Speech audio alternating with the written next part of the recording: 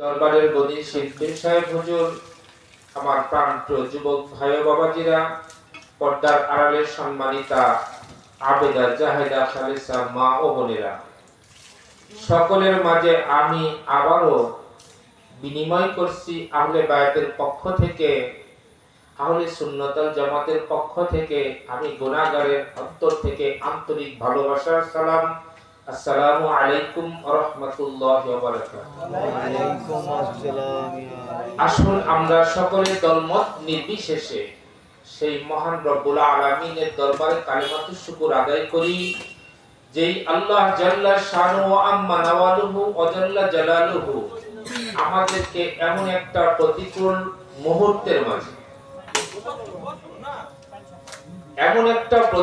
মুহূর্তের মাঝে, আল্লাহ পাক রব্বুল আলামিন একটা পবিত্র মাহফিলে, পবিত্র জলসায় আমাদেরকে এসে বসার তৌফিক দান করলেন। খুশি না বেজার? খুশি। মাজলিসুল কোরআন মাজলিসুল্লাহ, মাজলিসুল জিকির মাজলিসুল্লাহ।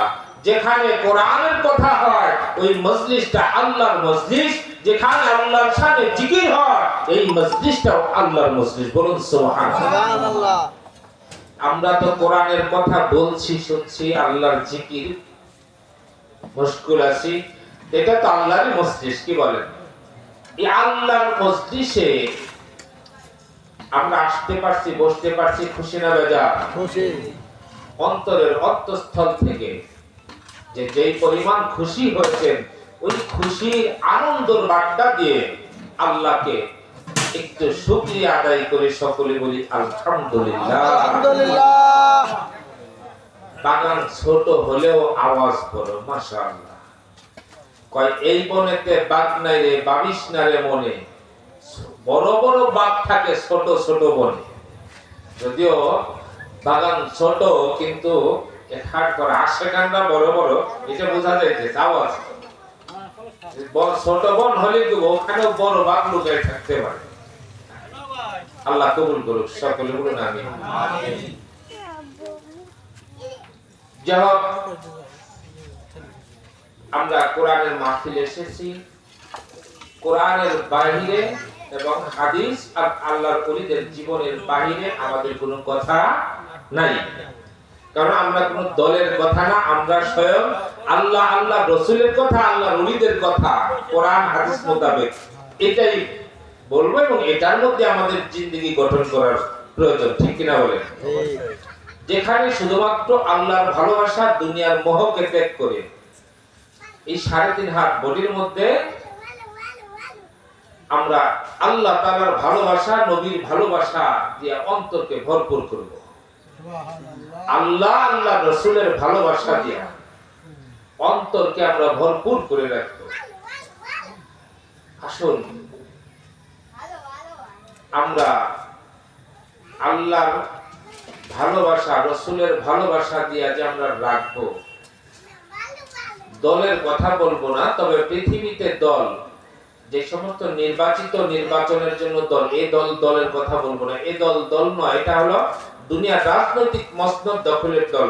আল্লাহ পাক রব্বুল আলামিনের কোরআনের আইন মতে দল হলো দুটি, একটা হলো হিজবুল্লাহ আর একটা হলো হিজবুশ শয়তান। দল কয়টা?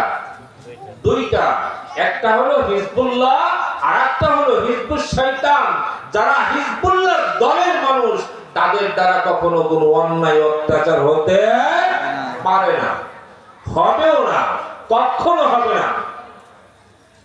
আর যারা হিজবুশ শয়তানের দলভুক্ত, ইবলিসের যত কাজ কারবার, যত খারাপি, যত অন্যায় অত্যাচার বর্হিত কাজ আছে, সমস্ত কাজগুলি হিজবুশ শয়তানের দলের মানুষ তারা হবে। এখন হিজবুশ শয়তান আর হিজবুল্লাহর দল বাঁচার জন্য কোন মুফতির কাছে যাওয়ার প্রয়োজন নাই, আপনার ভিতরেও বিবেক আছে। প্রত্যেকটা মানুষের, ছোট থেকে বড় পর্যন্ত প্রত্যেকটা মানুষের মধ্যে বিবেক আছে। যার যার বিবেক দিয়ে বাছাই করে নেন, আমি যে কর্মটা করছি আমার কর্মটা ভালো না মন্দ, আমি যে কর্মটা করছি আমার কর্মটা ভালো না মন্দ, আমার কর্মের দ্বারা দুনিয়ার মানব মণ্ডলীর উপকার হচ্ছে না ক্ষতি হচ্ছে। আমার কর্ম দিয়ে আল্লাহ রসুলের সন্তুষ্টি পাওয়ার উপযুক্ত কর্ম করছি নাকি তাদের নাখোশ হওয়ার কর্ম করছি, নিজেরটা নিজেই যাচাই করি। তাহলেই দেখবেন সারাটা দিন এই হিসাব কিন্তু মেলানো যায় না। আপনি সারাদিন কাজকর্ম করেন, চলাচল করেন, রাত্রিবেলা যখন ঘুমাইতে যান সারাদিনের কর্মটা একটু স্মরণ করেন। কর্ম স্মরণ করে যদি আপনার কাছে মনে হয় যে আমি এটা অন্যায় করছি, আল্লাহর কাছে তওবা করে আগামী দিনের জন্য ইরাদা প্রতিজ্ঞা করেন, প্রতিজ্ঞাবদ্ধ হন যে আমি আগামী দিন আর এই অন্যায়টা করব না। দেখবেন এরকম নিজের হিসাব নিজে নিতে নিতে এক সময় আপনার আমার ভিতরে এমন একটা গুণ এসে যাবে যে খারাপিগুলো ত্যাগ হয়ে যাইতেছে, যত ভালো গুণ সেটাই আপনার আমার মধ্যে আসতেছে। এটা কি আপনার আমার হিসাব আপনি আমি নেব। যদি যাই মসজিদের ইমাম সাহেবের কাছে, মুফতির কাছে যাই, মুফতি সাহেব তা আমি তো এরকম কর্ম করছি, মুফতি সাহেব তো ওখান থেকে বললো যে আপনার তওবা করে এই পথ ত্যাগ করে হবে, কিন্তু বাড়ি আসার তো আবারও কর্ম হইল, সেটা তওবা তো গ্রহণযোগ্য হলো না, আল্লাহর দরবারে কবুল হয় নাই, কারণ সেই কর্মই আবার পুনরায় ফিরে আসছে, তাহলে কবুল হবে কেমনে? এজন্য নিজের ভিতরেও বিবেক আছে, নিজের বিবেককে জাগ্রত করে আমার দৈনন্দিন জীবনের কর্মের হিসাব নিজের বিবেকের কাছে দিয়া কোনটা ভালো কোনটা মন্দ হয়েছে, আমার দ্বারা সমাজের কোন মানুষের ক্ষতি হয়েছে কিনা, আমার দ্বারা আল্লাহর সৃষ্টি কোন মাখলুকের ক্ষতি হয়েছে কিনা, আমার দ্বারা কোন মানুষের মনে আঘাত পেল কিনা, আমার দ্বারা আল্লাহ রাসূল অসন্তুষ্ট হওয়ার মতো কাজ হয়েছে কিনা, নিজের হিসাব নিজে গ্রহণ করুন। তাহলেই দেখবেন ওলিদের খাসালত ভিতরে ঢুকবে, এছাড়া কখনো সম্ভব হবে না। ওলিদের যে চালচলন, ওলিদের যে জীবন বিধান, এটা যদি আমার ভিতরে আনতে চাই, আমার হিসাব আমার নিজের নিতে হবে। সারাদিন ঘোরাফেরা, কাজকর্ম, ইবাদত বন্দেগী যাই করি না কেন, রাত্রিবেলা ঘুমানোর সময় ওটার যদি আমি হিসাব গ্রহণ করি, দেখবেন যে অটোমেটিক হিসাব ধরা পড়বে। বিবেকের কাঠগোড়া এমন একটা কাঠগোড়া, আপনার নিজের হিসাব আপনার নিজেকে চুল পরিমাণ ছাড় দিবে। এটা আল্লাহ প্রদত্ত একটা কাঠগোড়া, আল্লাহ প্রদত্ত একটা হিসাবের মেশিন আল্লাহ দিয়ে দিচ্ছে প্রত্যেকটা মানুষের মধ্যে। না আমরা তো সারাদিন কাজ করবো, রাত্রিবেলা যাই ঘুমাই করি, 2 রাকাত নফল নামাজও পড়ি না, নিজের হিসাবও নেই। তার আমাদের স্বভাব চরিত্র ওলিদের মধ্যে আসবে। এই কারণে আমরা পিছিয়ে আছি। আমাদের এইভাবে নিজের হিসাব নিজে নিয়ে যদি চলে, যে কিতে বলছে না, আগে হিসাব করিয়া চলো রে, আখেরে লাগবে না হিসাব, কুরআনে তাই বলে রে, আগে হিসাব করিয়া চলো রে। পরকালের হিসাব সহজ হয়ে যাবে, ওখানে বিনা হিসাব আল্লাহ মাফ করে দিতে পারে, পার করে দিতে পারে, যদি দুনিয়ায় হিসাব করে কদম ফেলে। এজন্য আমরা দুনিয়ায় চলাচল করতেছি মাটির মানুষ, ঠিক কিনা বলেন? আমাদের ভিতরে অহংকার গৌরব থাকা উচিত না। নিজে যদি হিসাব লন, দেখবেন এই অহংকার গৌরব অটোমেটিক দূর হয়ে যায়। তখন মনে হইব যে আমি কি সাধারণ একটা মানুষ। এই যে আনফাসের সাথে যাইতে চাইছে, এটা বন্ধ হইছে, তাই হবে না? এই যে মাটির মানুষ বললাম না, মাটির মানুষ কেন বলে? এখন আদম আলাইহিস সালামকে বানাইছিল 10 দিকের মাটি দিয়ে। আপনি আমার তো কোনো মাটিতে মূর্তি বানাইনি, তাই আমরা মাটির মানুষ হইলাম কেমনে? আমাদের আদি পিতা যে মাটির মানুষ ছিল, সেই কারণে তার প্রত্যেকটা সন্তান, উনি মোল্লা, ওনার সন্তান যেটি হবে, কোন একটা সন্তানের শেখও কইব না, খানও কইব না, সবই মোল্লা, এই পুরা গরুবি মোল্লা। ঠিক আমাদের ওইভাবেই, এই কারণে মাটির মানুষ বলা হয়। তবে আল্লাহ পাক রব্বুল আলামিন 5টা জাত দিবেন, তার মধ্যে একটা জাত মাটি আছে, সেটা আল্লাহর কুদরতি ভাবে দেওয়া। এইজন্য শীতকালে চর্মরা ভাব হয় না, দেখেন মাটির যেমন কালার, শরীরে একটু খামচে দিলে পরে ওইরকম কালারটা হয়, কি না বলেন? মাটির মানুষের এটাও একটা। মাটির মানুষ কেন বলে? আরো তো জাত আছে, আগুন আছে, পানি আছে, বাতাস আছে, এরপরে সাফা আছে, সেইগুলার কোনো নাম নাই, নাম হচ্ছে মাটি। আল্লাহ পাক রব্বুল আলামিন এই পৃথিবীর জমিন যখন সৃষ্টি করবেন, মহান রব্বুল আলামিন নূরে মুহাম্মদী সাল্লাল্লাহু আলাইহি ওয়াসাল্লামকে, তিনি তখন নূরানী জগতে, তিনি তখন নূরের জগতের নবী, নূর নবী সাল্লাল্লাহু আলাইহি ওয়াসাল্লামকে আল্লাহ পাক রব্বুল আলামিন প্রথমে তার নূর মুবারক থেকে সৃষ্টি করে নূরে মুহাম্মদী সাল্লাল্লাহু আলাইহি ওয়াসাল্লামকে ডাক দিয়ে বললেন, হাদি হে বন্ধু আমার, তোমার সামনে চারটি বস্তু রাখা হলো, একটা হলো মাটি, আরেকটা আগুন, আরেকটা বাতাস, একটা পানি, চারটা বস্তু তোমার সামনে রাখা হলো।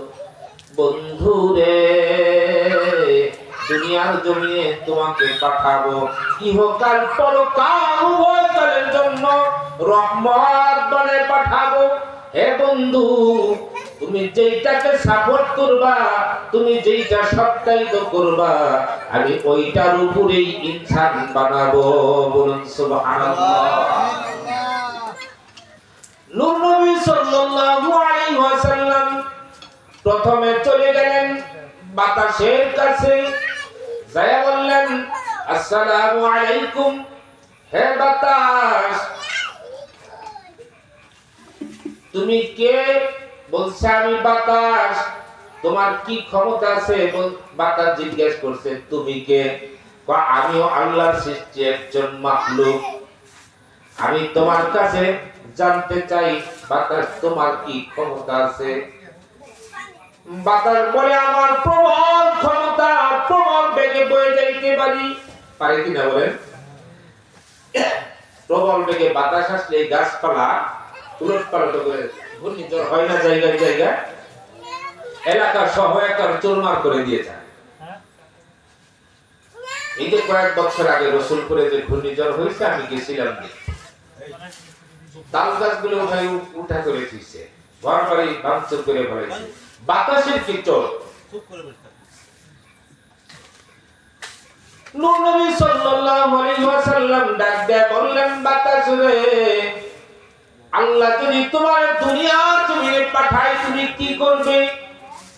বাতাস তখন জবাব দিল, আল্লাহ যদি আমাকে দুনিয়ায় পাঠায়, আমি দুনিয়ার জমিনে এমন ভাবে প্রবল বেগে বাতাস দিব, সবকিছু আমার ইচ্ছায় উলট পালট করব, আমার ইচ্ছাই সোজা করব, আমি চাই ইচ্ছা তাই করতে পারবো, আমার ক্ষমতা এমন আছে।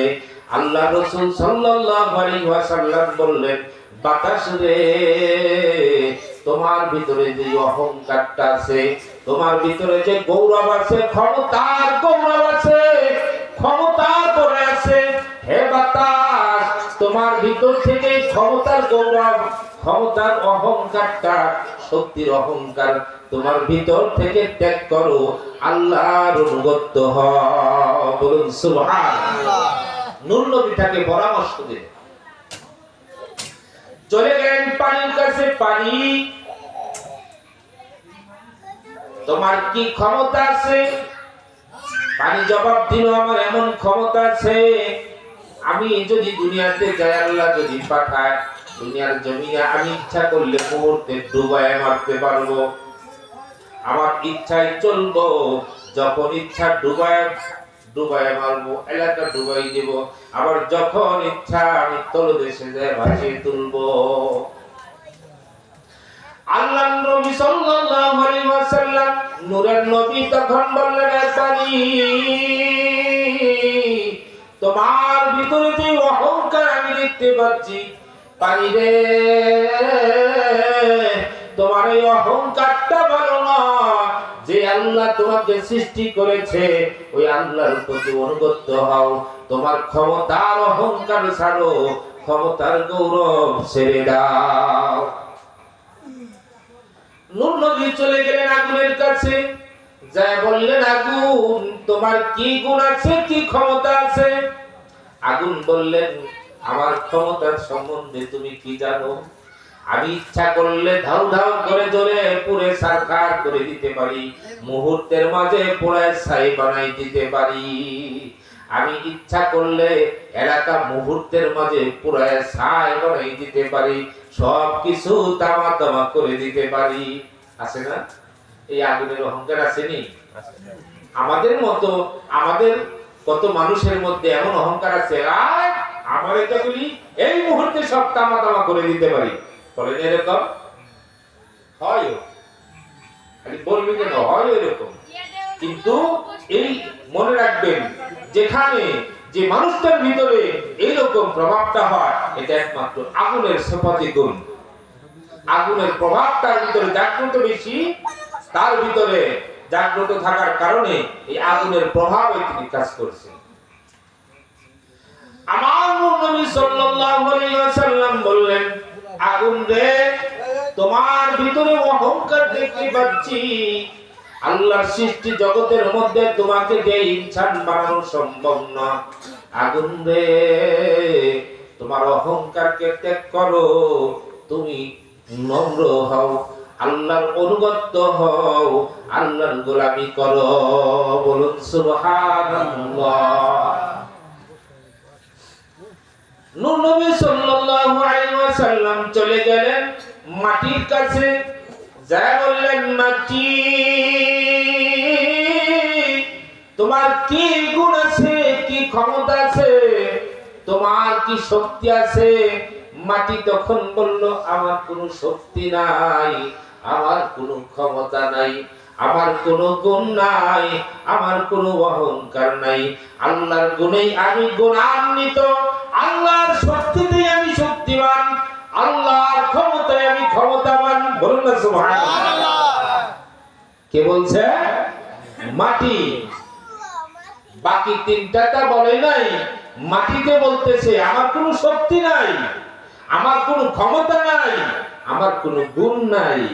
আল্লাহর গুণেই আমি গুণান্বিত, আল্লাহর ক্ষমতায় আমি ক্ষমতাবান, আল্লাহর শক্তিতে আমি শক্তিবান। বলুন না সুবহানাল্লাহ। নূর নবী সাল্লাল্লাহু আলাইহি ওয়াসাল্লাম বলছে, মাটি রে, তোমার নম্রতা আমার কাছে এত ভালো লাগছে, এত ভালো লাগছে রে মাটি, এই জন্যই তোমাকে আমি ভালোবেসে ফেলেছি। আল্লাহর দরবারে যা বলে, বারে ইলাহি, ইনসান বানানোর একটা পদার্থ পেয়েছি। আল্লাহ, বাতাসের কাছে গেছি, বাতাস অহংকার দেখাইছে, পানির কাছে গেছি, পানি অহংকার দেখাইছে, আগুনের কাছে গেছি, আগুন অহংকার দেখাইছে। আমি মাটির কাছে গেলে মাটি এমন নম্রতার স্বভাব দেখাইছে, এই মাটির নম্রতাটা আমার কাছে খুবই ভালো লাগছে। মাটির ভিতরে যে নম্রতা আছে, বিনয়ী ভাব আছে, অপরকে মানার যোগ্যতা আছে, এটা আমি দেখে আসছি। এই মাটি দিয়েই আপনি ইনসান বানান। বলুন সুবহানাল্লাহ। মাটি দিয়েই ইনসান বানান, মানুষ বানান। এই মাটির মানুষ তৈরি হওয়ার আগে আমার নূর নবী এই মাটির মানুষকে সিলেক্ট করছেন যে মাটি দিয়েই ইনসান হবে। আল্লাহ পাক রব্বুল আলামিন যখন এই মাটির মানুষ বানাইলেন, মাটির মানুষ আদম আলাইহিস সালামকে বানাবে, ইনসান বানাবে, নূর নবীকে দুনিয়ার জগতে পাঠাইবেন, নূরের জগৎ থেকে দুনিয়ার জমিনে পাঠাবেন, ইনসান বানাবেন। আদম আলাইহিস সালামকে বানানোর জন্য মিকাইল আলাইহিস সালাম কে বলছেন, মিকাইল যাও তো কাদা মাটি নিয়ে আসো, কাদা মাটি নিয়ে আসো, আমি ইনসান বানাবো। কাদা মাটির গায়ে 2 হাতে 10 আঙ্গুল দিয়ে 10 দিকে ভাবে ধরলেন। ধরার পরে মাটি চিৎকার দিল, আহ কি কষ্ট হচ্ছে, ব্যথা লাগে গো, আমি ব্যথা পাই, আমাকে ছেড়ে দাও, আল্লাহর দোহাই লাগে আমাকে ছেড়ে দাও, আমি অনেক কষ্ট পাচ্ছি। আল্লাহর দোহাই শুনে ফেরেশতা ছেড়ে দিয়ে চলে গেলেন। ইসরাফিল আলাইহিস সালামকে পাঠালেন। ইসরাফিল আলাইহিস সালামের কাছেও মাটি এরকম কান্নাকাটি করলেন। কান্নাকাটি করার পর ইসরাফিল আলাইহিস সালামও মায়ায় পড়ে গেলেন। মায়ায় পড়ে তিনি ছেড়ে দিলেন, মাটি ছেড়ে চলে গেলেন। জিবরাইল আলাইহিস সালামকে পাঠাইলেন। জিবরাইল আলাইহিস সালামকে পাঠাইলে তিনি 10 আঙ্গুল দিয়ে 10 দিকের মাটি যখন ধরেছে, 10 দিকের মাটি ধরার কারণে মাটি চিৎকার করেছে, জিবরাইল তুমি আল্লাহর ফেরেশতা, আমাকে এত কষ্ট দিছো রে জিবরাইল, এত আঘাত পাইতেছি, এত ব্যথা লাগছে জিবরাইল, বড় ব্যথা পাই, আমাকে ছেড়ে দাও। আল্লাহর দোহাই লাগে, আল্লাহর কসম দিলাম, আমাকে তুমি আর কষ্ট দিও না। জিবরাইল আমিনও ছেড়ে দিয়ে চলে গেছেন। এবার আল্লাহ বলছে, আজরাইল রে তুমি যাও আদম বানানোর জন্য কাদামাটি নিয়ে আসো। আজরাইল আলাইহিস সালাম যায় 10 আঙ্গুল দিয়া যখন মাটি থাপা দিয়া ধরেছে, মাটি কান্নাকাটি করেছে, বলছে আজরাইল আল্লাহর কসম দিলাম আমাকে ব্যথা দিবি না, আমাকে ছেড়ে দে। আজরাইল বলছে তুমি যে আল্লাহর কসম দিছো মাটি রে, আমি ওই আল্লাহর হুকুমেই তোমাকে নিতে আসছি, আমি তোমার কসম মানব না। বলুন সুবহানাল্লাহ। আজরাইল আলাইহিস সালাম বলছে তুমি যে আল্লাহর কসম দিছো আমি এই আল্লাহর হুকুমেই আসছি, অতএব আমি তোমার হুকুম মানব না, তোমার কসম দোহাই মানব না, আমি তোমাকে নিয়েই যাব। মাটি উঠাই নিয়ে গেলেন। মাটি উঠাই নেওয়ার পরে আল্লাহ পাক রব্বুল আলামিন বললেন, আজরাইল রে এই ফেরেশতাগুলি গেল আনতে পারলো না, তুই নিয়ে আসলি? বলে হ্যাঁ আল্লাহ, আপনার দোহাই দিছিল, আপনার কসম দিছিল, আমি মানি নাই, আমি তো আপনার হুকুমেই গেছি। আল্লাহ পাক রব্বুল আলামিন আদম বানানোর পর রূহ দেওয়ার পরে আজরাইলকে বলে দিলেন, আজরাইল তোমাকে এমন একটা ডিউটিতে আমি রাখবো, জিবরাইলকে রাখবো সমস্ত নবীদের কাছে যত প্রকারের ওহী আছে সমস্ত ওহী পৌঁছানোর দায়িত্ব হলো জিবরাইলের।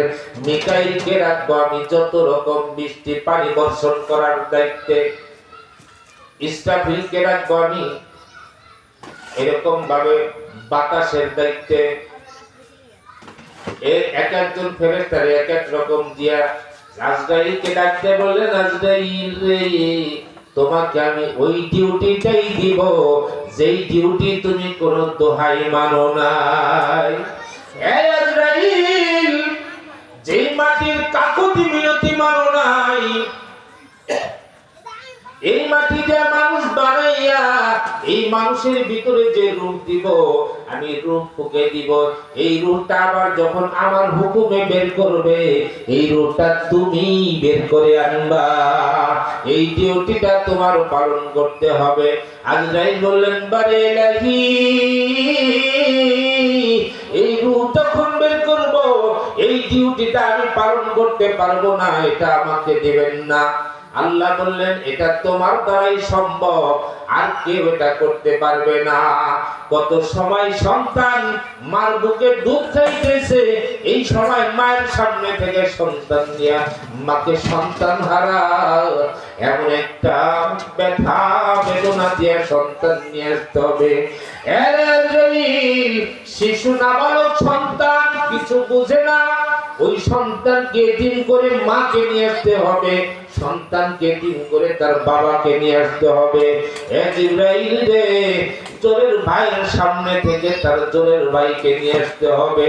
জিবরাইল আজরাইল রে ভাইয়ের সামনে থেকে তার জোরের ভাই ফুরাবে, মায়ের সামনে থেকে সন্তান ফুরাবে, সন্তানের সামনে থেকে মা বাবা ফুরাবে। এই ব্যথা বেদনা আর কেউ সহ্য করতে পারবে না, এটা একমাত্র তুমি কষ্টটা অনুভব না করে তুমি আমার হুকুমে রূহটা কবজ করে আনতে পারবা, এই ডিউটিটা তোমাকে দিলাম। আজরাইল আলাইহিস সালাম বলেন, বারে ইলাহি মানুষ তো আমাকে গালিগালাজ করবে, অভিশাপ দিবে। আল্লাহ পাক রব্বুল আলামিন বললেন, আজরাইল রে দুনিয়ার জমিনে কোন মানুষ তোমাকে অভিশাপ দিবে না, আমি আল্লাহ কেউ অভিশাপ দিবে না, আমাকেও গালিগালাজ করবে না, তোমাকেও গালিগালাজ করবে না। আমি যেমন নির্দোষ, আমার হুকুমে যে কাজ করবে সেও তেমন নির্দোষ ঘোষণাকার। আল্লাহ তাআলা যখন জানাই দিলেন দেখেন আজ পর্যন্ত যেখানে যেই মানুষটা ইন্তেকাল করে কেউ বলে না কি যে আল্লাহ নিয়ে গেছে, আল্লাহ এমন কাজটা কেমন আল্লাহ দুইটা গালি গালাজ করে, কেউ করে না। আজরাইলে করে, আজরাইলে করে না। আর যে জনসন আজরাইল নিয়ে গেছে আর ডরায় যে না জানে আমারও যাইতে হবে সবারই। আজরাইলকে কেউ গালি গালাজ করে না, আজরাইল নির্দোষ, আল্লাহর হুকুমে নিছে এই জন্য নির্দোষ। আল্লাহর হুকুম ছাড়া নিলে তিনি দোষী হতেন, নিচে আল্লাহর হুকুমে, তাই তিনি নির্দোষ। আজরাইলে কেউ গালিগালাজ করে না, দোষারোপ করে না, আল্লাহকেও দোষারোপ করে না। এখন এই যে মাটির মানুষ বানাইলেন, আমরা দুনিয়ার জমিনে আল্লাহ তাবারক ওয়া তাআলা দেহের মধ্যে রূহ ফুঁকে দিয়ে জিন্দা করে দিয়ে মৃত্যু পর্যন্ত মধ্যবর্তী একটা জিন্দেগি আছে কিনা? আপনি আমি জন্ম নিয়ে জগতে আসছি না, মায়ের গর্ভের মধ্যে সামান্য নুতফা যায় যখন প্রথমে পানি আকারে, তারপরে সেটা রক্তের গোলা আকারে ধারণ করে, এরপর সেটার মধ্যে হাড় মজ্জা হয়, তারপরে চামড়ার ছাউনি হয়, পঞ্চম মাস যখন হয় পঞ্চাত্মা প্রবেশ করে, যখন পঞ্চফুল সেখানে ফুটে রূহ প্রবেশ করে ভিতরে, জিন্দা হয়। রূহ প্রবেশ করার আগ পর্যন্ত ওখানে মুর্দার মতোই থাকে, তারপরে জিন্দা হয়। এই যে জিন্দা হওয়ার পর থেকে আবার এই রূহ যখন বের করে নিবে, আদমের ভিতর রূহ ফুঁকে দিছে, আবার রূহ কবজ করে নিবে। এই আপনি আমিও বুনিয়াদি আদম, আপনার আমার ভিতরে রূহ ফুঁকে দিছে, আবার রূহটা বের করে নিবে। এই যে আসা এবং যাওয়া, দেহের ভিতর রূহ আসা, দেহ থেকে বিচ্ছিন্ন হয়ে যাওয়া, প্রাণ পাখি ভিতরে ঢোকা, পাখি উড়ে গিয়ে খাঁচাকে শূন্য করে দেওয়া, এই আসা যাওয়ার মধ্যবর্তী একটা জিন্দেগি আছে কিনা বলেন? আছে। আসা যাওয়ার মধ্যে যে জিন্দেগিটা আছে, আমি আগেই বলছিলাম জিন্দেগি যদি সুন্দর হয় ওলিদের মতো খাসালতি, এই আসা যাওয়ার মধ্যবর্তী যে জিন্দেগিটা, এই জিন্দেগিটা সুন্দর করতে হবে। রূহ দেহের মধ্যে ঢোকার আগের জিন্দেগিও না, রূহ দেহ থেকে বিচ্ছিন্ন হওয়ার পরের কোন জিন্দেগি না।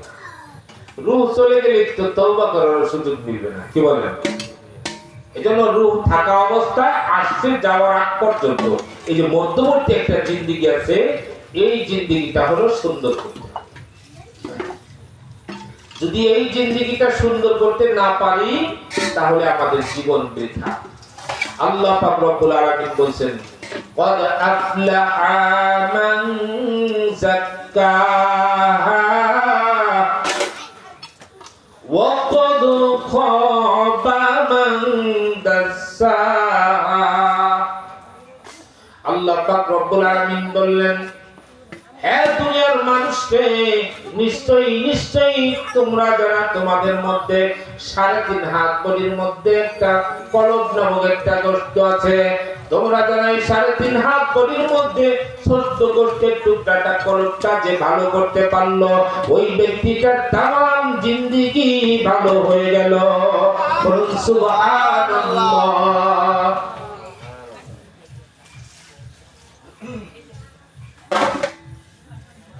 কলবটা সুন্দর করা দরকার আছে কিনা বলেন? এই কলবটা যদি সুন্দর না করা যায়, জিন্দেগির সফলতা অর্জন করা যাবে না, জিন্দেগি আমার বিফলে চলে যাবে, বসে থাকবে না। এই যে দেখেন সামনে যারা দাড়ি পাকা লোকগুলি বসে আছে, এই যে পীর সাহেব হুজুর একজন বসে আছে, এই যে একজন পীর সাহেব বসে আছেন, এখন এরা দাড়ি থেকে গেছে না? এরাও তো ছোট ছোট ছিল, তাই না? এরপর দাড়ি কালো হয়ে উঠছে, আস্তে আস্তে সাদা হইতেছে, এটা সমনজারি। সমনজারি, সময় ঘনাই আসছে, জিন্দেগি আমাদের থেকে ফাঁকি দিয়ে যাচ্ছে। আমরা মনে করি বড় হচ্ছি, না ছোট হচ্ছি, ক্রমে ক্রমে ছোট হয়ে যাচ্ছি, মোটেও বড় হচ্ছে। এই জিন্দেগি ফাঁকি দিয়ে যাচ্ছে। তাই বাংলার কবি বলছেন, জিন্দেগি তো যাইরে ফাঁকি দিয়া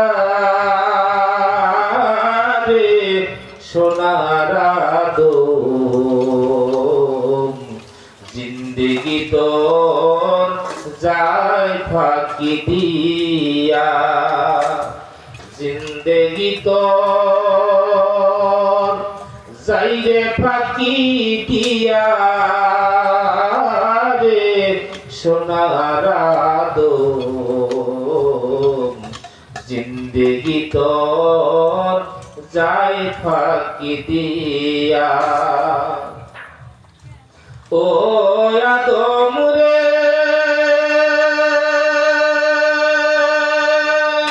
পাক ধরিয়া গেছে দাড়ি, দন্ত আছে গোটা চারি, সমঞ্জারি গিয়াছে করিয়া, মাটির আদম রে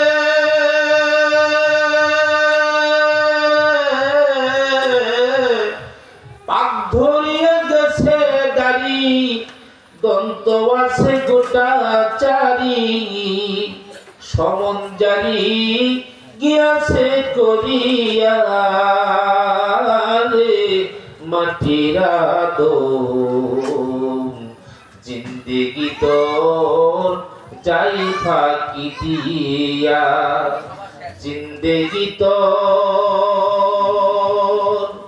যাই রে ফাঁকি দিয়া রে সোনার আদম, জিন্দেগি তোর যাই ফাঁকি দিয়া। ও আদম রে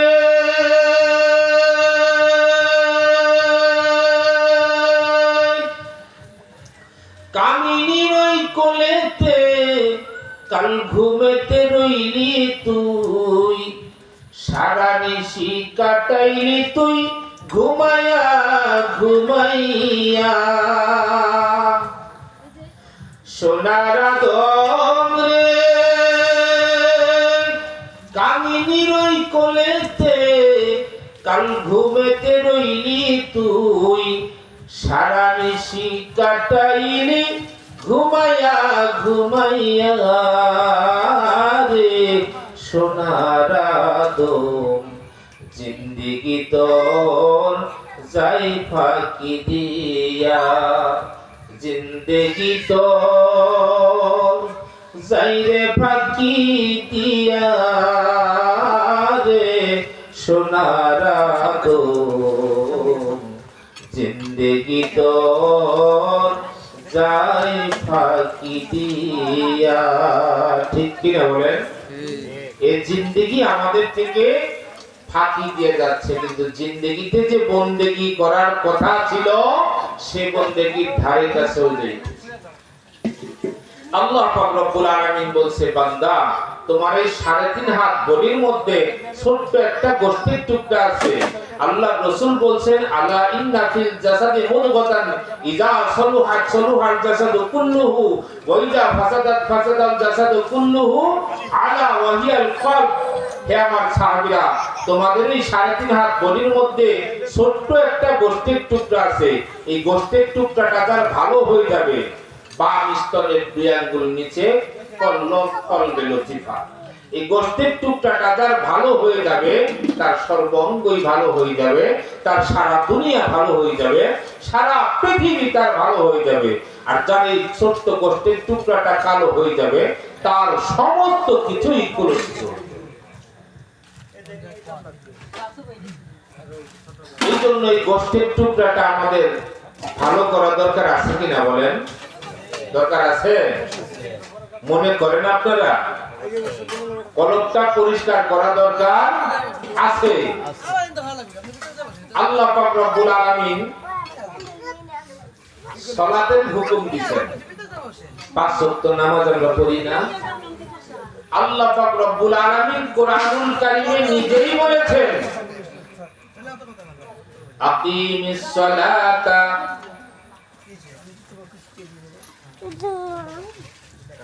ইয়া আইয়ুহাল্লাযীনা আমানু লা তাকরাবুস সালাহ ওয়া আনতুম সুকারা।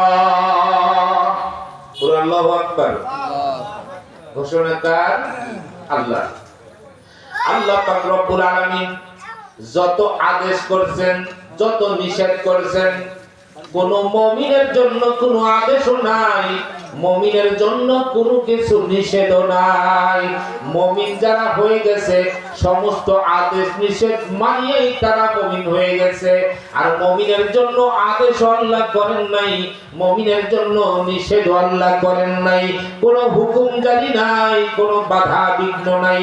যত প্রকার হুকুম জারি আছে, যত প্রকার বাধা বিঘ্ন আছে, সমস্ত বাধা, সমস্ত হুকুম জারি একমাত্র আমানু ঈমানদারের জন্য। আল্লাহ পাক রব্বুল আলামিন বলেন, ইয়া আইয়ুহাল্লাযীনা আমানু লা তাকরাবুস সালাহ ওয়া আনতুম সুকারা। আল্লাহ পাক রব্বুল আলামিন জানাই দিলেন, হে ঈমানদারেরা, তোমরা যারা আমি আল্লাহ এবং আমার রাসূলের প্রতি যারা ঈমান এনেছো, আল্লাহর প্রতি ঈমান আনলে কিন্তু তাকে ঈমানদার বলে না। আল্লাহর রাসূলের প্রতি এবং আল্লাহর প্রতি ঈমান আনলে তাকে বলা হয় ঈমানদার। রাসূলের প্রতি যার ঈমান নাই, সে আল্লাহকে যতই বিশ্বাস করুক, সে ঈমানদার হতে পারবে না। इसके महबूब खुदा जिस दिल में हासिल नहीं, लाखों मोमिन हो मगर ईमान में कामिल नहीं। হাজার মুমিনের ভেট ধরুক, মুমিনের মতো কথা বলুক, তার ঈমান কামিল হবে না যদি নবীর মহব্বত, নবীর ভালোবাসা না থাকে, নবীর সাথে যদি দুশমনি থাকে, নবীর সাথে যদি বিরোধিতা থাকে, নবীর সাথে যদি দূরত্ব থাকে, তার ঈমান কামিল হয়। ঠিক কিনা বলেন? যার প্রেম ভালোবাসা রাসূলের প্রতি যত গভীর, তার ঈমান তত মজবুত। রাসূলের প্রতি যার ভালোবাসা যত হালকা, তার ঈমানও তত হালকা। রাসূলের মহব্বত যার অন্তরে বেশি, সে তত বড় ঈমানদার, তত বড় কামিল ঈমানদার। রাসূল, আল্লাহর রাসূলের প্রতি এবং আল্লাহর প্রতি যার বিশ্বাস আছে, দৃঢ় বিশ্বাস আছে, তাকে বলা হয় ঈমানদার। এই ঈমানদারদেরকে আল্লাহ ডাক দেয়। যারা রাসূলের প্রতি বিশ্বাস করে না, আল্লাহকে বিশ্বাস করে, তাদেরকে আল্লাহ ডাক দেয় ওই ঈমানদারদেরকে না। আল্লাহকে বিশ্বাস করছে, ফেরাউনও করেছিল।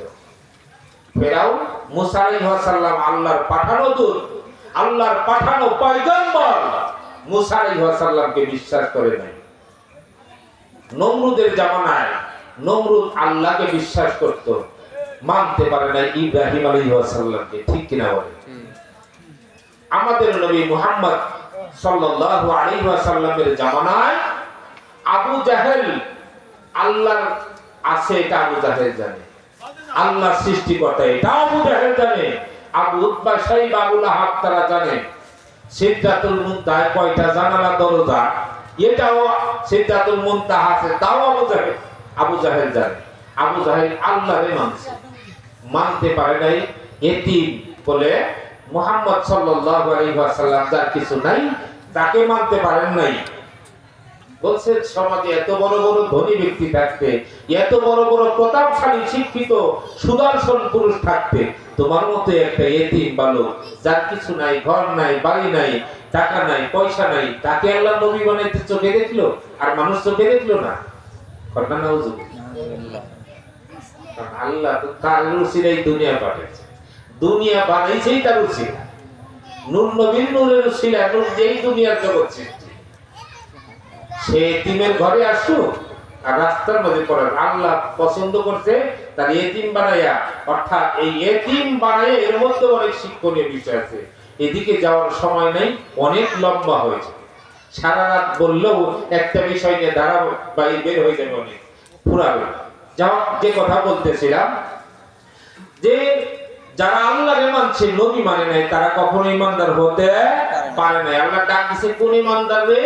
যারা রাসূল বিশ্বাস করে, আল্লাহ বিশ্বাস করে, আল্লাহ ওই ঈমানদারদেরকে ডাক দেওয়া, ইয়া আইয়ুহাল্লাযীনা আমানু লা তাকরাবুস সালাহ।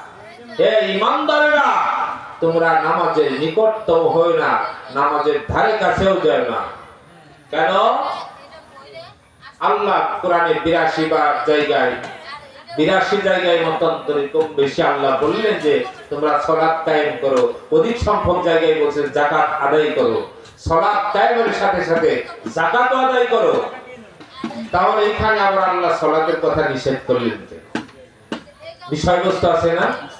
আল্লাহ বলছেন ইয়া আইয়ুহাল্লাযীনা আমানু লা তাকরাবুস সালাহ, হে ঈমানদারেরা তোমরা নামাজের নিকটতম হয়ো না, নামাজের ধারে কাছেও যায় না। ওয়া আনতুম সুকারা, অপবিত্র অবস্থায়।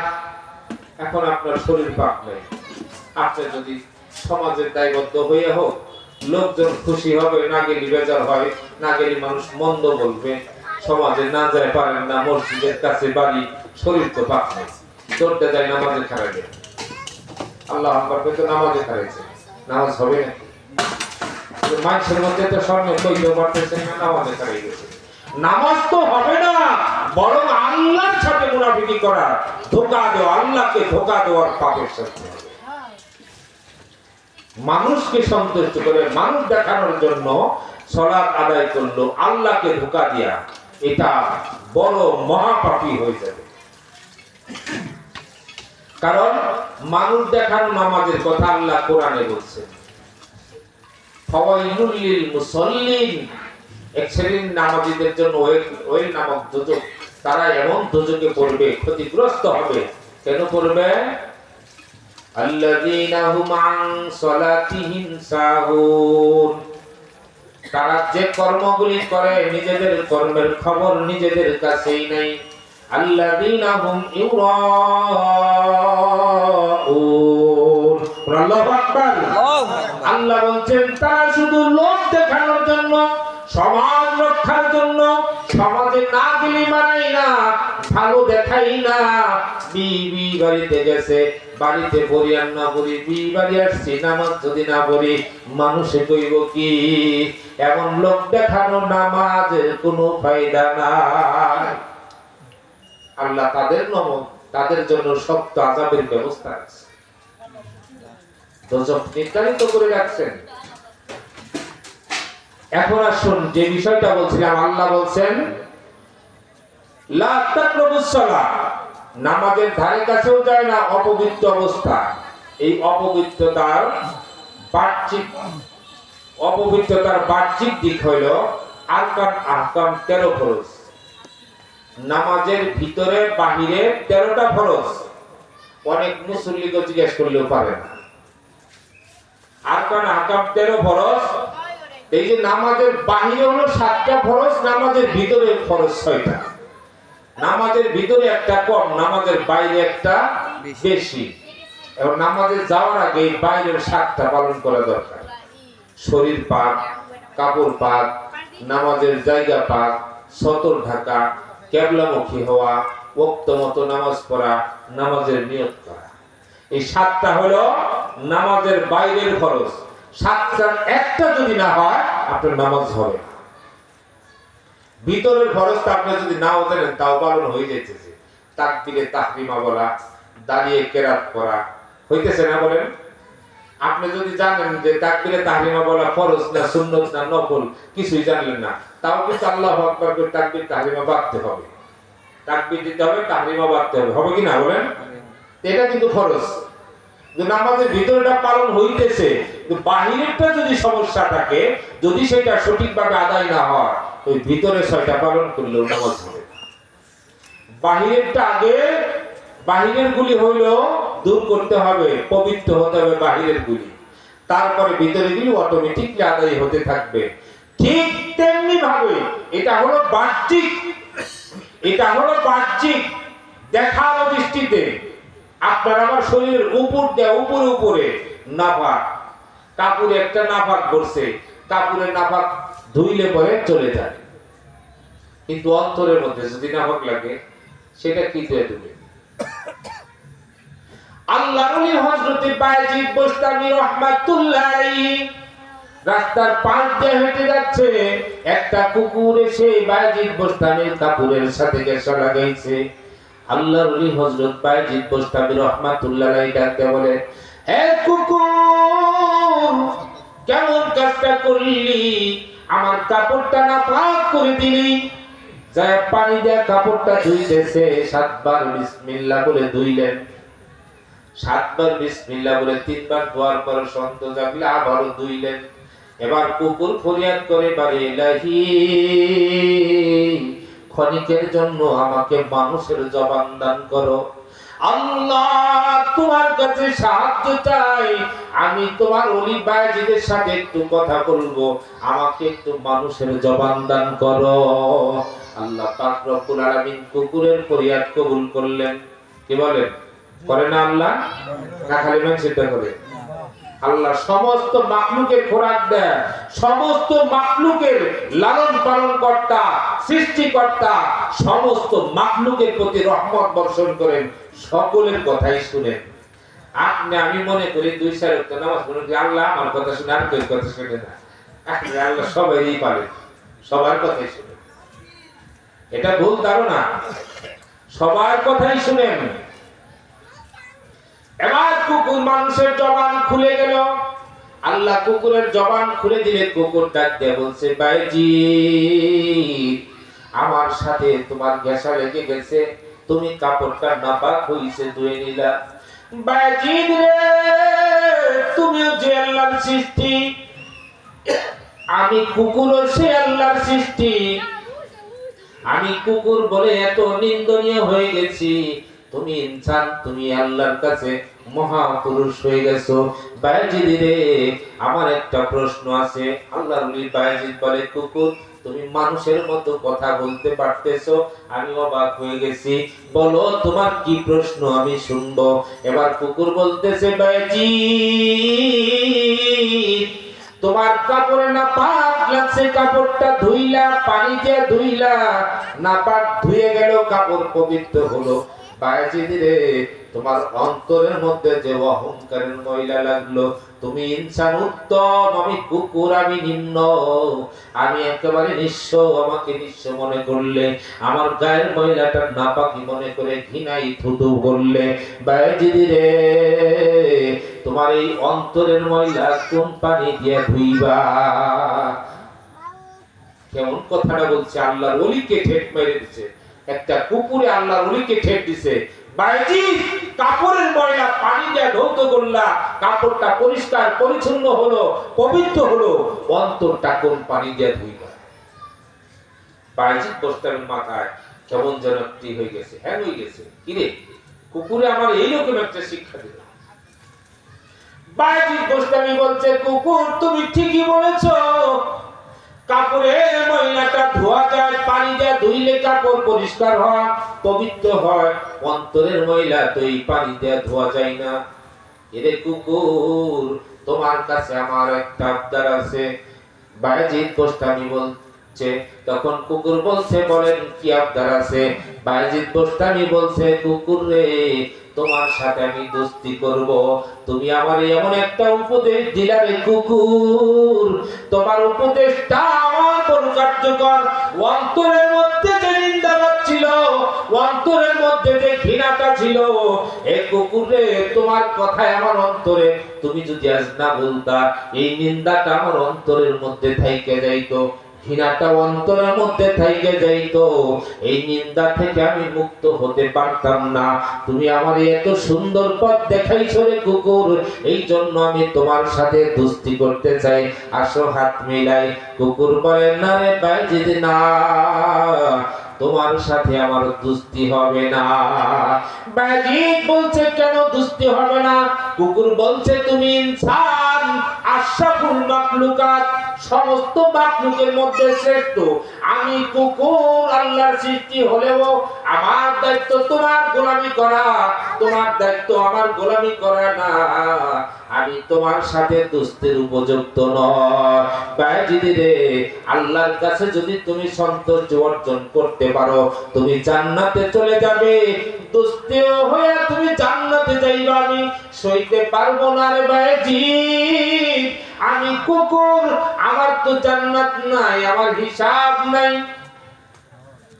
এ বায়েজিদ, তোমার সাথে কোনো দিক নেই, দোস্তি করার মতো কায়দা ক্যাপাসিটি নাই, তোমার সাথে আমার দোস্তি হবে না বলে কুকুরটা চলে গেলেন।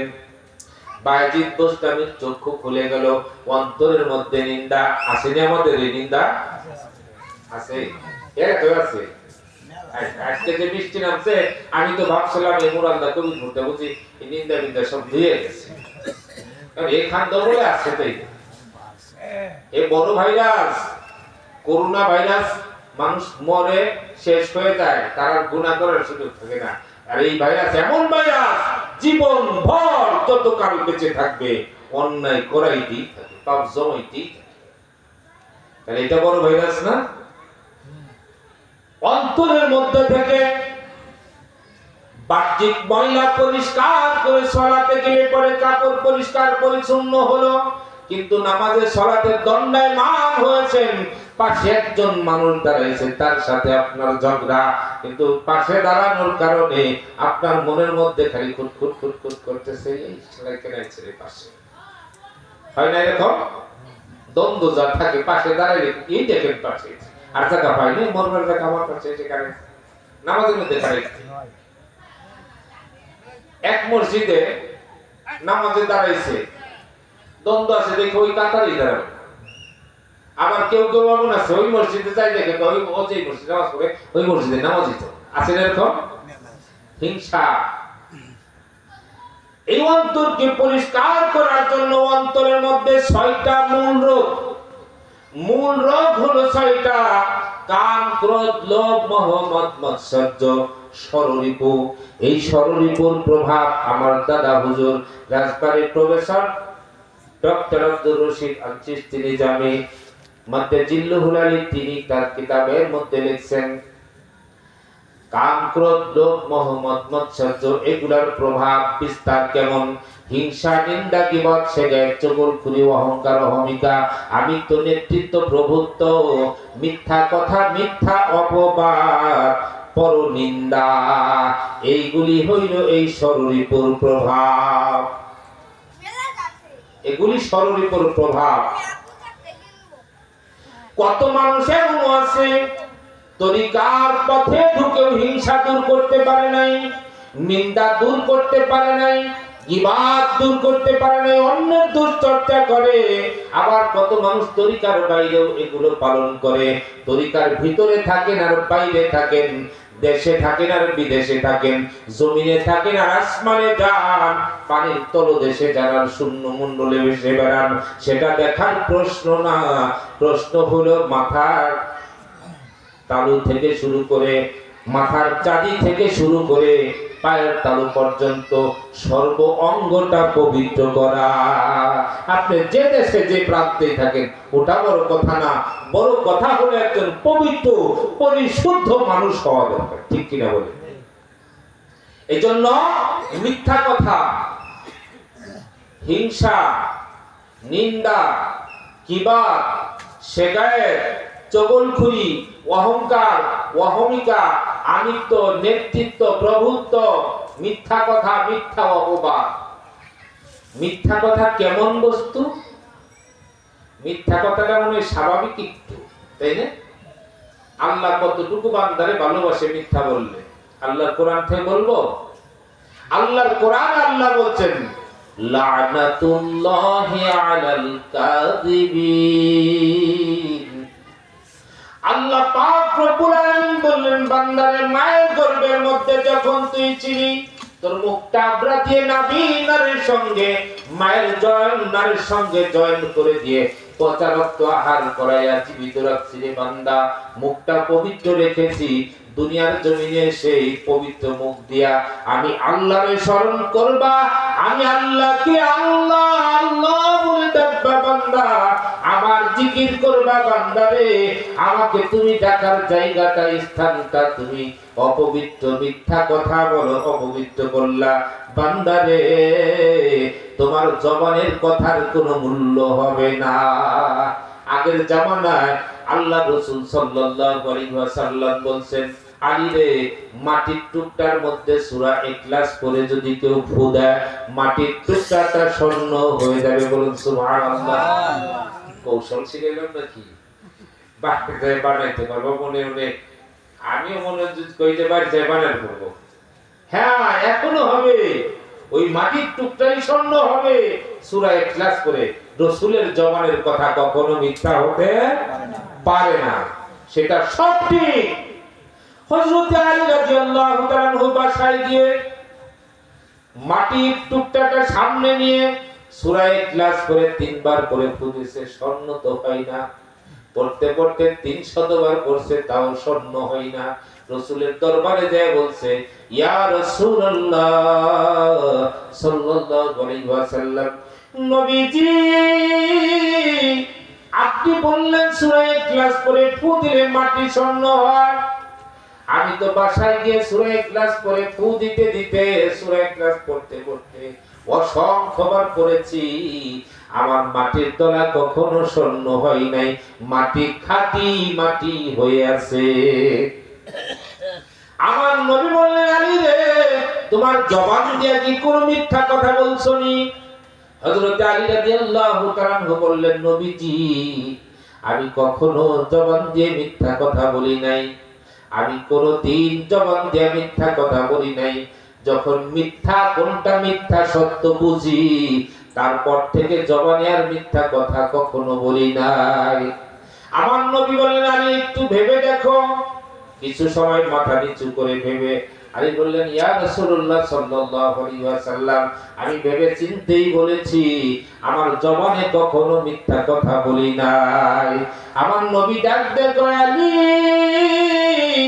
জবানে মিথ্যা কথা বলো না, চিন্তা করে দেখো হুসাইন বাসায় কান্না করতেছিল, আলী তুমি নিজের মুখে বলছিলা, হুসাইন রে ওই যে তোর নানা আসতেছে, কান্না করিস না, তোর নানা আসতেছে পথে, তোমার নানা আমাদের বাড়িতে আসতেছে, বলছিলা কিনা?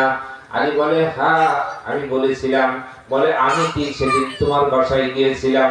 আলী বললেন, নবীজি সেই দিন আপনি আমার বাসায় যান নাই, কিন্তু আমি তো হুসাইনকে সান্ত্বনা দিবার জন্য বলছি। আমার নবী বললেন, আলী রে, মিথ্যা তো মিথ্যাই হয়, সন্তানকে সান্ত্বনা দিবার জন্য হলেও সেটা মিথ্যা হয়, আর দুনিয়ার অন্য কাজের জন্য বলেও সেটা মিথ্যা হয়। মিথ্যা যেটা সেটা মিথ্যাই হয়। আমি তোমার বাসায় যাই নাই, অথচ তোমার সন্তানকে বলছো তোমার নানা আসতেছে। এই কারণে তোমার জবান দিয়ে 300 বার কেন 3 কোটি বার যদি সূরা ইখলাস পড়ে মাটিতে ফু দাও, তোমার জবানের পরাই স্বর্ণ হবে না। আল্লাহ পাক রব্বুল আলামিন বললেন, লানাতুল্লাহি আলাল কাযিবিন, মিথ্যাবাদীর উপরে আমি আল্লাহর লানত, অভিসম্পাত। এখন মিথ্যা সম্পর্কে আমার নবী কি বললেন? আমার নবী বলছেন, আল কাযিবুলা উম্মতি, মিথ্যাবাদী আমার উম্মত না। আল্লাহ তার দলে নিবে না, নবীও তার দলে নিবে না। তাহলে লাভ হলো কি? দল তো হিজবুল্লাহর দল থেকে বঞ্চিত হয়ে গেলাম। আল্লাহ যখন দলে নিবে না, নবী যখন দলে নিবে না, একটাই মাত্র দল বাকি থাকে, সেই দলটা হলো হিজবুল শয়তান। হিজবুল শয়তান বলবে, এই ভক্তরে, তুই পীরের কাছে মিথ্যা কথা বলছা, পীরের কাছে তোর ফরজ সত্য কথা বলা, পীরের হুকুম মানা, পীরে বলছে সত্য বলবি, সদা সত্য বলবি, সত্য পথে চলবি। মুরিদান রে, তোর পীরের কাছে মিথ্যা বলছা, পীরে তোরে রাগ করছে, তারাই দিছে, যাসবে পীরের কাছে, দূরে থাক, রাগ করছে তাতে তোর কি হইছে? তোর কি কোথাও কম পড়েছে নি? ইবলিসের ধোঁকা দেয় কিনা? মাঝখানতে ধোঁকা দিয়া আর শুদ্ধ হবার সুযোগ দিবে না। ধোঁকা দিয়া যদি সরাই নিতে পারে প্রত্যেকটা পীরের কর্ম, প্রত্যেকটা ওলিদের কর্ম, তার মুরিদান ভক্ত অনুসারীদেরকে সদা সত্য পথে রাখা, আল্লাহ আল্লাহ রাসূলের সান্নিধ্য পর্যন্ত পথ দেখায় পৌঁছে দেওয়া, এবং ওই পথে পৌঁছানোর মতো কর্ম করার দায়িত্ব হলো ভক্তের। পীরের দায়িত্ব হলো পথ দেখানো। পীরে নিয়ে দিবে না, আপনি যাইবেন না, এত ঠেকা বসছে নাকি? আপনাকে পথ দেখাবে, ওই পথে চলতে হবে আপনার। আজ একজনের সাথে কথা বলতে যায়, আল্লাহ যদি ফিরে, তাহলে আল্লাহ যদি আমার ভিতরে থাকে, তাহলে আমি ঠিকই বিড়ি খাই। বুঝতে পারছেন? দেখি দুই আঙ্গুলের সিপাই দিয়ে এমন চুমাইবে লাগছে, তরিকা বলছিল। দুই আঙ্গুলের চিপাই দিয়ে এমন চুমাইবে লাগছে, আমি ধমক দিচ্ছি, তুই কিসের তরিকা বলছিল? তোর পীরে তোর বিড়ি খাইতে বলছি, তোর পীরে খাই না? কয় না। আমি তোর খাইতে বলছি, কয় না, তুই খাস কেন? তখন কয় কি, আল্লাহ যদি আমার ফিরাই দিতে চান খাও। আপনি আল্লাহ ফিরাইব কেমনি? তোমার নিজের এরাদা করতে হবে। এরাদা তো আল্লাহ করেন, আল্লাহ তো তোমার বানাই দিছে। এরাদা নামক যে একটা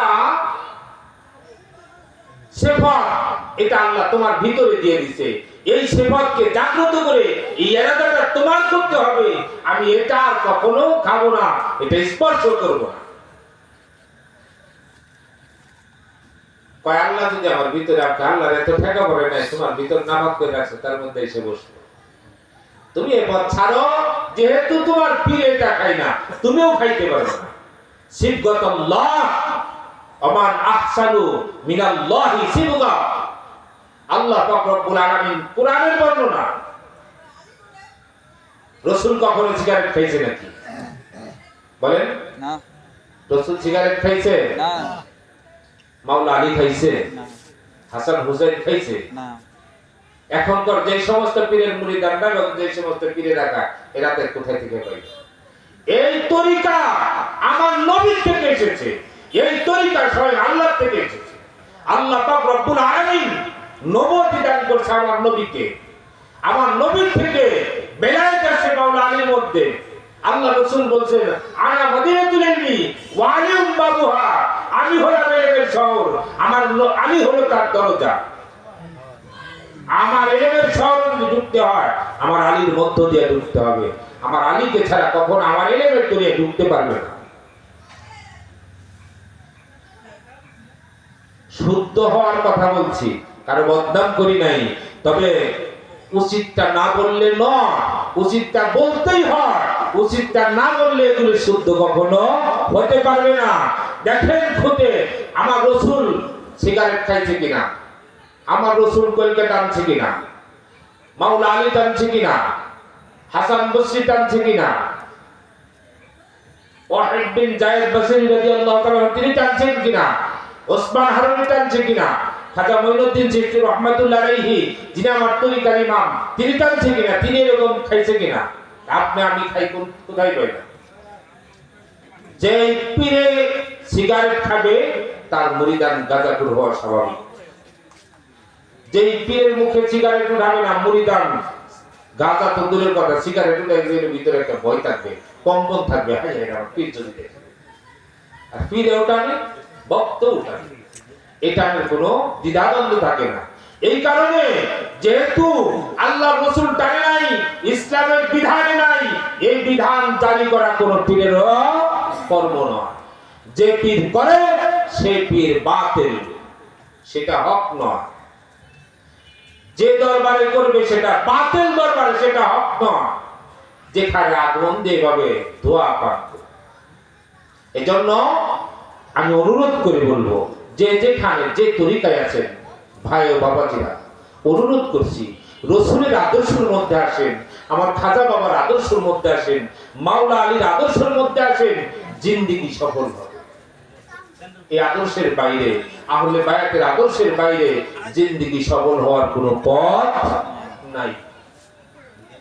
আহলে বায়াতের আদর্শ, আহলে বায়াতের পথই সত্য পথ, আহলে বায়াতের পথই সত্য পথ, আহলে বায়াতের পথই সত্য পথ, এছাড়া কোনো সত্য পথ নাই।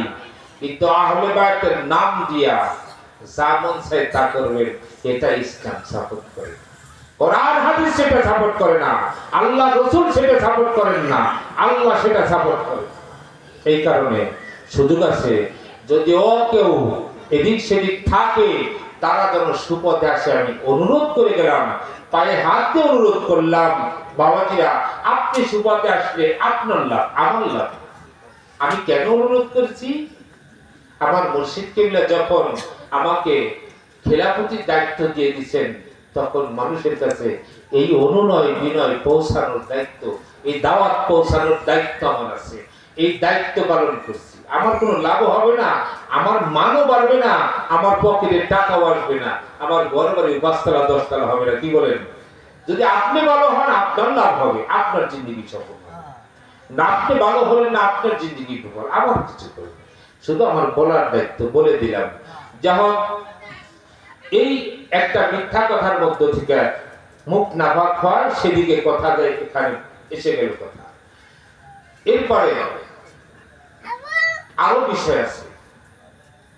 আপনি খান না, আপনার সন্তান, আপনার নাতি আপনার বাড়িতে থাকে, তারা কোথায় যায়, কোথায় খায়, এরা যে একটা নেশার পথে চলে যাচ্ছে, এগুলো দেখার দায়িত্ব কার? গার্জেন। গার্জেনের দেখার দায়িত্ব। আমরা আয়নার মধ্যে চেহারা দেখি না? আয়নার মধ্যে যেমন চেহারা দেখা যায়, সারা বডির আয়না হলো এই চেহারাটা। আয়নার মধ্যে যেমন নিজেকে দেখতে পাই, ঠিক আছে, নিজের দেহের মধ্যে একটা আয়না হলো চেহারা। আপনি সন্তানের নাতির চেহারার দিকে দেখে তার মধ্যে দোষ গুণ বেছে নেন, ওই পথ থেকে মুক্ত করা। কিন্তু আবার বলতে পারেন যে দোষ গুণ কেমনে, সেটা তো চিনি না। এই জন্য চীনা যারা চিনে, ওই চীনা মানুষের কাছে যায়, চীনা পদ্ধতি সাধন করে চিনতে হয়। শিক্ষা দেওয়ান সারিছেন, অচিন চিনবি যদি আইরে তোরা আই সকলে, অচিনার সময় বয়ে যায়। অচিন চিনবি যদি আইরে তোরা আই সকলে, অচিনার সময় বয়ে যায়। অসীমকে চিনতে হলে আগে চিনার কাছে যাও, চিনার উপরের কাছে যায় না। অসীমকে চিনার সন্ধান করো, তাহলে দেহের খবরও বুঝতে পারবেন, দেখলেই বলতে পারবেন এটা নেশাখোর, এটা গাঁজাখোর, এটা সুপথ আছে, এটা ভালো পথে আছে, এটা দেখলে বোঝা যায়। এটা দেখলেই বোঝা যায়। এই জন্য একজন মানুষের কাছে যাইয়া নিজেকে সোনার মানুষের পরিণত করতে হবে, তৈরি করতে হবে। তাহলে এই পরিষ্কার পরিশুদ্ধ পবিত্র হতে হলে একজন পবিত্র মানুষের কাছে যাই আত্মসমর্পণ করে আহলে বায়াতের পথে ঢুকে তার হুকুম মতে যেই পথে চলতে বলবে, শুদ্ধ পথে, আল্লাহ আল্লাহ রসুলের দেখা সান্নিধ্য পাওয়ার জন্য যেই পথ কোরআন হাদিস সাপোর্ট করা পথগুলি, সেই পথে চলে ইবাদত করে সাধনা করে আল্লাহ আল্লাহ রসুলের সান্নিধ্য লাভ করতে হবে। মান আরাফা নাফসাহু ফাকাদ আরাফা রাব্বাহু, নিজকে দেখতে হবে, রবকে দেখা যাবে। একজন কামেল মুর্শিদের কাছে যায়। এই পথ বাজান বই পুস্তকে পাওয়া যায় না। এই পথ বই পুস্তক, কোরআন তো মুখস্থ হাফেজরা পড়ে, কাগজের কোরআন তো মসজিদের ভিতরে থাকে, মানুষ একজনও নাই। একবারও কি আওয়াজ পাইছেন যে কোরআন আওয়াজ হইতেছে, কোরআন পড়তেছে? পড়তে হলে আর একজন মানুষ ওই কোরআন সামনে নিয়ে মানুষের জবান দিয়ে পাঠ করতে হবে। এই আল্লাহর ওলি লিখছেন, মানুষ কোরআন না হইলে কোরআনে কি কথা কয়, ওরে কলমের কালি কাগজের পৃষ্ঠা হাট বাজারে পাওয়া যায়। কলমের কালি কাগজের পৃষ্ঠা হাট বাজারে পাওয়া যায়। মানুষ কোরআন না হইলে কোরআনে কি কথা কয়, মানুষ কোরআন না হইলে কোরআনে কি কথা কয়।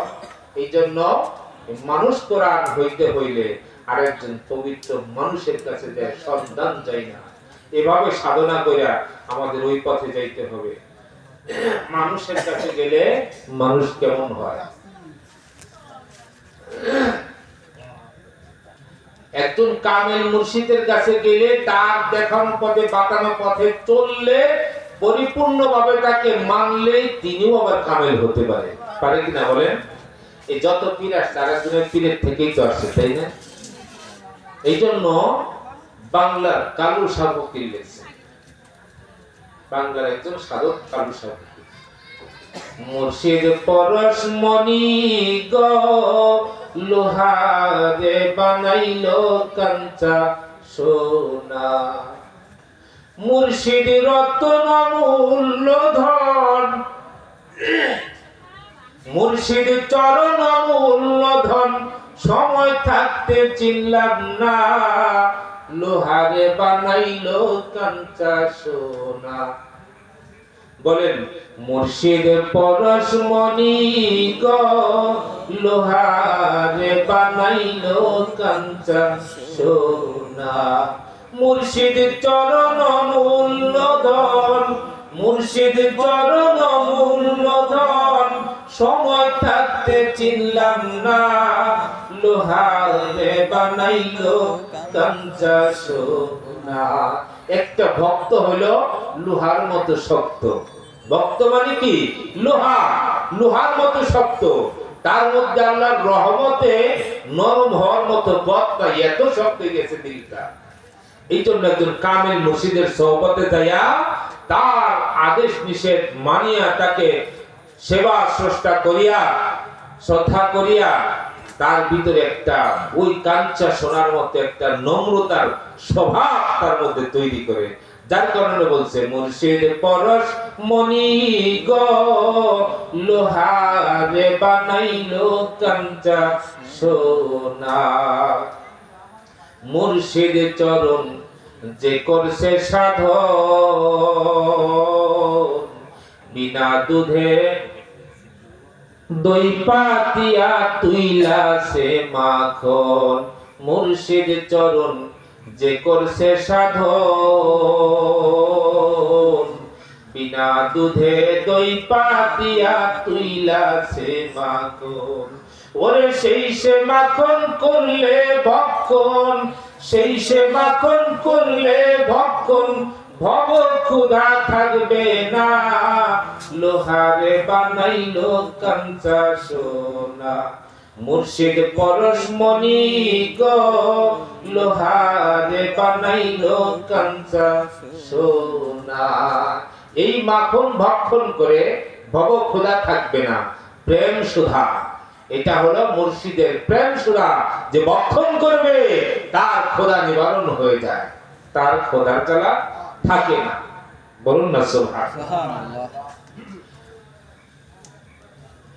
মুর্শিদ পরশমণি গো লোহারে বানাইলো কাঞ্চা সোনা।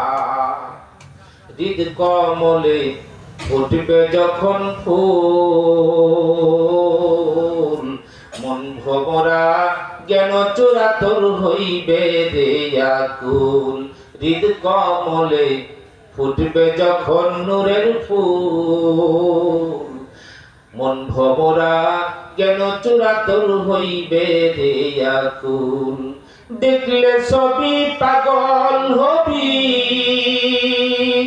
দেখলে সবই পাগল হবি, ঘরে থাকতে পারবি না, লোহারে বানাইলো কাঞ্চা সোনা। মুর্শিদ পরশমণি গো লোহারে বানাইলো কাঞ্চা সোনা। মুর্শিদ চরণ মূল্য ধন, মুর্শিদ চরণ মূল্য ধন, সময় থাকতে চিনলাম না, লোহারে বানাইলো কাঞ্চা সোনা।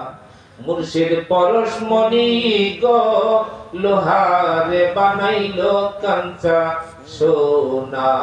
কালুসা কয় ওরে অবুঝ মন,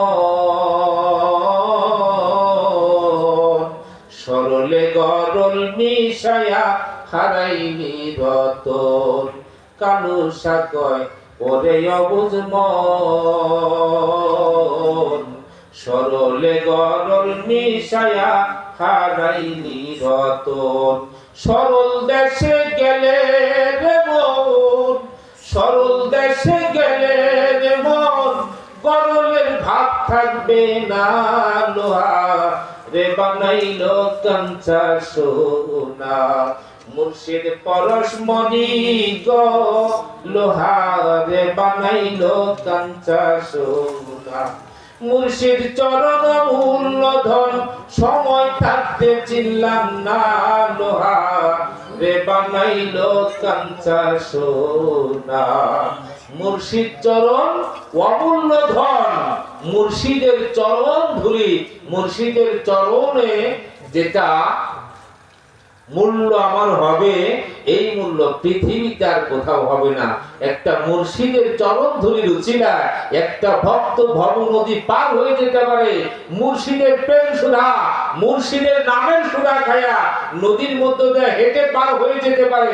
মুর্শিদের নামের সুধা দিয়া শূন্য মণ্ডলীতে উড়ে যেতে পারে। মন্ত্রতন্ত্র লাগে না, ওটা হলো মুর্শিদের নামের সুধা, প্রেমের সুধা। ওই রকম হতে হবে তো, ঠিক কিনা বলেন? এজন্য যে যে প্রান্তে আছি আমরা পরিশুদ্ধ ভাবে একজন কামেল মুর্শিদের কাছে যাই, নিজেকে পরিশুদ্ধ করি, পরিশুদ্ধ পবিত্র হই, তাহলে দেখবেন সালাত আপনার আল্লাহর দরবারে কায়েম হয়ে গেছে। মনের মধ্যে হিংসা রেখে সালাত আদায় করবেন। একজন যদি জিজ্ঞেস করে কি নামাজ পড়ছো, নামাজ আল্লাহর দরবারে কবুল হয়েছে, আল্লাহ ভালো জানে, তাই আমি কি চুরি করলাম? আল্লাহ যদি ভালো জানে তা আমি কি কর্ম করলাম? কোন দিন আমার কর্ম আমার খবর নাই। আল্লাহ বলছে আল্লাযীনাহুম আন সালাতিহিম সাহুন, যে সে যা করবে তার নিজের খবর নিজের কাছে নাই। ঘোষণা কার? আল্লাহ। আল্লাযীনাহুম আন সালাতিহিম সাহুন, সে যা করে তার নিজের খবর নিজের কাছে নাই। নামাজ আদায় করছি, নামাজ আমার কবুল হইল কিনা খবর আপনার কাছে আসবে। আপনার মন এক ধ্যানে এক আল্লাহ ছাড়া আর কারো দিকে আপনার মনের খেয়াল নাই। আপনার কলবে আল্লাহ, আপনার বর্জকে আল্লাহ, আপনার নজরে শুধু আল্লাহর চেহারে, আল্লাহ ধ্যানেই মশগুল। পৃথিবীর কোনো মোহ আপনার মধ্যে নেই। নামাজে দাঁড়াই যদি গরুর কথা মনে করেন, নামাজে দাঁড়াই ব্যবসা বাণিজ্যের কথা মনে করেন, নামাজে দাঁড়াই অন্য কথা কিছু মনে করেন, একটা সেজদা আল্লাহর দরবারে কবুল। এজন্য নামাজ আপনার হয়েছে কিনা আপনার খবর আপনার ভিতরে আছে। আল্লাহ ভালো জানে তা না, আল্লাহ এই পাঠপাতি আপনার মধ্যে দিয়ে দিচ্ছে। কম্পিউটারে সবকিছু দেখা যায়, মোবাইলের মধ্যে এমন পাঠ দিয়ে দিচ্ছে, কম্পিউটার সব বস্তু মোবাইলের মধ্যে আছে। তা আপনার ভিতরে এমন পাঠপাতি আল্লাহ দিয়ে দিচ্ছে যে সব খবর আপনি নিজেই বলতে পারবেন। আপনার সালাত হয়েছে কিনা, আপনার মন নরম হয়েছে কিনা, আপনার মনের মধ্যে আল্লাহ ভিন্ন অন্য কোন ছবি আছে কিনা। একটা মাসালা হয় না, অনেকেই বলে যে ঘরে ছবি আছে সেই ঘরে নামাজে নাই। আই সে সারে এই যে সিরাজ সাহেবের ঘরে ছবি থাকে, তো ঘর ভাঙে কেটে এই ঘরে নামাজ হয় না। আসলে মাসালা কিন্তু হাকিকত এটা না। এটা শরীয়তের দৃষ্টিকোণ থেকে বলে হাকিকত হলো প্রত্যেকটা মানুষ, মানব দেহটাই একটা ঘর। এই মানব দেহের মধ্যে একটা ঘর আছে কলব নামক, ওই ঘরের মধ্যে ছবি থাকলে কোনো নামাজ হবে না। হাজিরা হজে যায়, পাসপোর্টে ছবি থাকে না, টাকার মধ্যে প্রত্যেক রাষ্ট্রেই রাষ্ট্রীয় সরকার যে তার ছবি থাকে, থাকে কিনা বলেন? এদেশে টাকার মধ্যে শেখ মুজিবের ছবি আছে, অমুক ছবি তমুক ছবি, ওই জিয়াউর রহমানের ছবি আছে, বিদেশে টাকার মধ্যে ছবি আছে, ওটা পকেটে করে নামাজ হইতেছে। আমার পকেটের মধ্যে নামাজ পড়তেছি, ব্যাংকে যাবেন ছবি ছাড়া কাজ হবে না, সব জায়গায় ছবি লাগে। কিন্তু হাকিকত খুঁজেন, এটার হাকিকত কি? এই ছবি ওই ছবির কথা বলে নাই। আপনার কলমের যে ঘর আছে, এই ঘরের মধ্যে একমাত্র আল্লাহ ভিন্ন অন্য কোন ছবি যেন না থাকে, আল্লাহ ভিন্ন কোন মাখলুকের মোহ যেন সেখানে না ঢুকতে পারে। একমাত্র আল্লাহর ছবি বিদ্যমান থাকে। এই আল্লাহর ছবি বিদ্যমান কিভাবে হবে, এটা যার যার কামেল মুর্শিদের থেকে জেনে নিয়ে যাবেন। এটা ওয়াজে সার্কুলার দেওয়ার বস্তু না, এটা কামেল মুর্শিদের খেদমত করে শেখার বস্তু। কামেল মুর্শিদের খেদমত করে শেখার বস্তু। এই মুরালদা কবিরপুরের সিরাজ শাহ মধ্যে জিলানী উনি এই যে মানুষকে শিক্ষা দিতেছেন, আসেন বসেন, এই এটা কেমনে আবার কইবেন যে আল্লাহরে যে দেখবো, দুই চোখে দেখবো, আল্লাহরে দেখা যায় না। কানা কথা আমি কই নাই, কিন্তু আল্লাহরে দেখা যায় না, এটা হলো অন্ধের কথা। অন্ধরে কইবেন যে কবিরপুর বাজারে আজকে যে দোকানপাট পড়ছে রে বাবার বাবা, মিষ্টি যে একটা লয়েছে খুব মিষ্টি, অন্ধে কই কোন কথা আমার কাছে কইলাম, ওই মিষ্টি দামি তোর চোখে দেখি কি করেন? এটা অন্ধের কথা আমি বলি নাই। আল্লাহর কোরআন যেটা বলছে সেটা বলার চেষ্টা করি। আল্লাহর কোরআনে বলেন ওয়ালিল্লাহিল মাশরিকু ওয়াল মাগরিবু ফাইনামা তুওয়াল্লু ফাসাম্মা ওয়াজহুল্লাহ। এই মাশরিক থেকে মাগরিব পর্যন্ত, অর্থাৎ পূর্ব থেকে পশ্চিম পর্যন্ত, উত্তর থেকে দক্ষিণ পর্যন্ত যেদিকেই তাকাইবা সেদিকেই আল্লাহর চেহারা দেখা যায়। বলেন সুবহানাল্লাহ।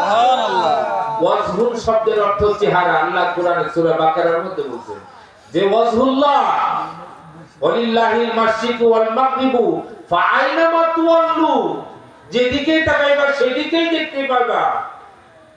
ফাসাম্মা ওয়াজহুল্লাহ, আগে আল্লাহর চেহারা, বলুন সুবহানাল্লাহ। তাহলে যেদিকে তাকাইবা সেদিকেই আল্লাহর চেহারা দেখতে পাইবে।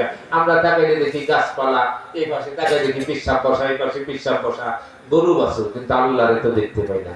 আল্লাহকে দেখার মতো আইনুল ইয়াকিন তৈরি করতে হইলে একজন কামেল মুর্শিদের কাছে দেয়া আইনুল ইয়াকিনের পর্দা, সানি পর্দা যেমন অপারেশন করে তো চোখে ভালো দেখা যায়, ওইরকম আইনুল ইয়াকিনের পর্দা কি, সেটা অপারেশন করার পদ্ধতি কি, কিভাবে আইনুল ইয়াকিন খুলবে, যেই চোখে আমি আল্লাহকে দেখতে পাবো, কিভাবে আল্লাহকে কোথায় দেখা যায়, সেটা পদ্ধতি দেখার পথ এবং পদ্ধতি জেনে ওইভাবে সাধন করে আল্লাহকে দেখতে হবে। নারে তাকবীর, নারে তাকবীর, নারে রিসালাত, নারে রিসালাত, পেশাব হুজুরের আগমন, নারে তাকবীর।